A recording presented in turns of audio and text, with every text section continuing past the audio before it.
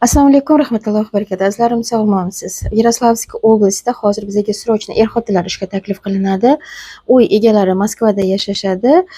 Yaroslavsk oblastida ularning ba'zi o'dixalari bor.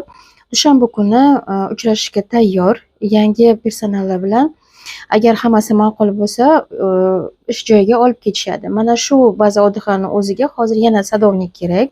Yoshi 35-55 yoshgacha bo'lgan aka-ukalarimizdan olishadi. Faqat texnikalarni bilish kerak deyishyapti. Dachaga ishlagan bo'lish kerak, ularning texnikalaridan foydalanishni bilish kerak. Er-xotinlarga oylik 150 ming, pitanyalarini berishadi, produktlarini berishadi, turar joyi o'sha yerda tekin. Dokument shart emas deyishyapti. Ba'zi o'dih ekan u tomon zakritniy zona tekshirish bo'lmaydi va dokument bo'lmasa ham olaman deyishyapti. Va alohida sadovnikka oyligi 80 mingdan boshlanadi. 90, 100 bu ishda ob'yomiga qarab, albatta oyliklari ham oshiriladi azizlar. Aprelga ham hozir срочно er-xotinlar berishim kerak. Men hozir o'sha variantlarni berdim, ko'rishyapti.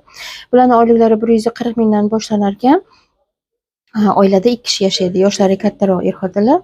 Prava buyurga shart emas, gotovka частично, помощь приготовления deyilyapti. Azar anchagina ochilgan ishlarimizda siz bizani Sayyora Sobirjonova Nadim nomiga Telegram kanallarimizga ko'rib, kuzatib borishingiz mumkin bo'ladi.